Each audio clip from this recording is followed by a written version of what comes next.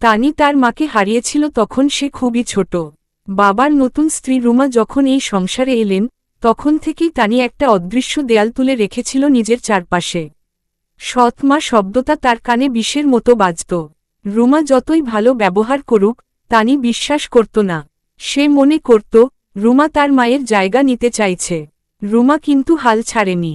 কখনো খাবারে প্রিয় পদ রান্না করে, কখনো গল্পের বই এনে দিয়ে ধীরে ধীরে তানির মন জয় করার চেষ্টা করত। কিন্তু তানি তার দিক থেকে মুখ ফিরিয়ে রাখত। একদিন হঠাৎ তানি জ্বর নিয়ে বিছানায় পড়ে গেল।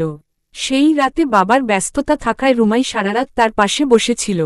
কপালে হাত রেখে, গা মুছে, কখনো গান গেয়ে আবার কখনো গল্প বলে তানিকে শান্ত করছিল। তানি মাঝরাতে আধো ঘুমে জিজ্ঞেস করল, তুমি কেন আমার এত খেয়াল রাখো? রুমার চোখ ছলছল করছিল। সে বলল, কারণ তুমি আমার সন্তানের মতোই।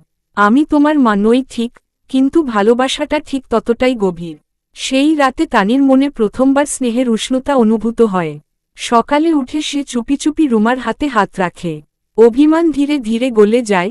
দুজনের মাঝখানে জন্ম নেয় এক নতুন সম্পর্ক, ভালোবাসার, মমতার, বোঝাপড়ার।